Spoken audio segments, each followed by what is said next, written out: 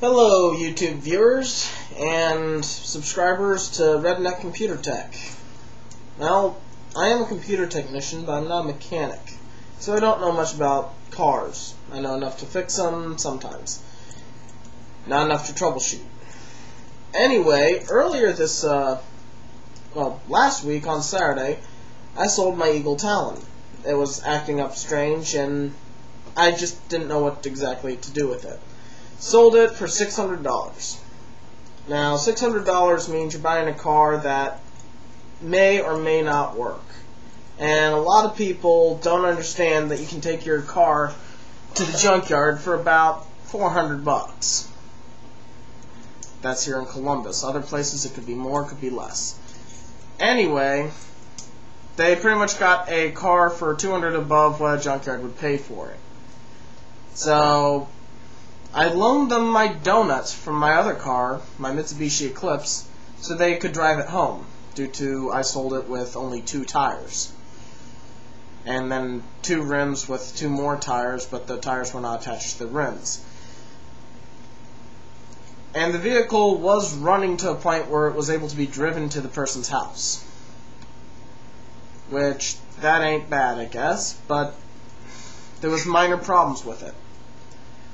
Now, as I said, I'm no mechanic. When I sold it to him, I said there's problems, I don't know what.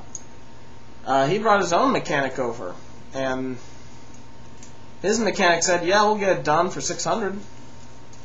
I sold it to him, $600. I lent him my donut. He drove it all the way over to the house. Then he he said he'd bring it back Monday. Well, today I got my donut back, and that is 7 days without a spare tire in the back of my car.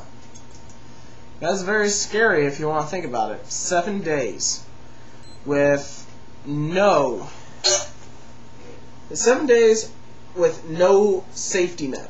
You get a flat tire, you're stuck on the side of the highway until you can go ahead and get somebody to come out, give you a ride, help you take off your old tire, give you a ride to a shop so you can get a new tire put on or your old tire replaced, and then have to go ahead and ride all the way back out to your car, put it on, and hope that your car was not towed. Now, not many people will do that on the side of the highway. I would if I stopped fast enough. I would if I actually feel like stopping sometimes, let's put it that way. Anyway, these people, I was trying to be nice and kind to them, and today when I go to pick up the donut, I'm just yelled at because I sold them a bad car. I told them everything I know. They had their own mechanic look at it. They had their own shit going on. So, is it my fault that I sold them a bad car and tried to help them out and tried to help them by getting it over to their house, and they want my money and they want their money back so I can take and then I take the car back? Or is it their fault for not double checking the car enough to figuring out what the problems are? I mean, I only drove the car for about 2 months before it started acting funny, and that's why it was $600. KBB states the car's worth over almost $3 grand. So,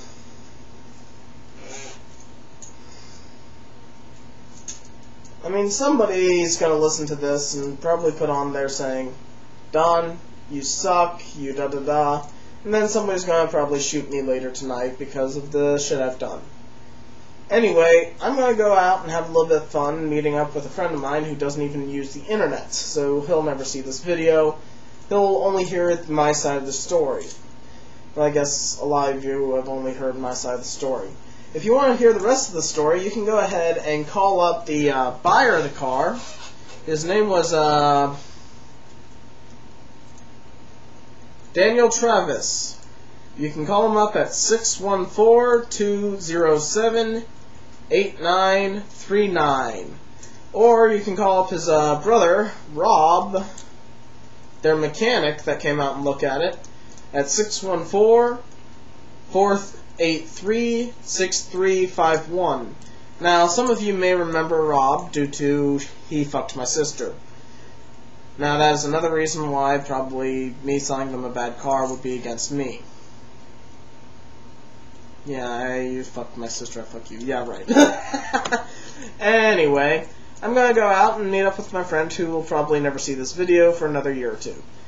This is the DNT, that guy in the basement, Redneck Computer Tech, however you want to put it anymore. I'm just Don. See you later.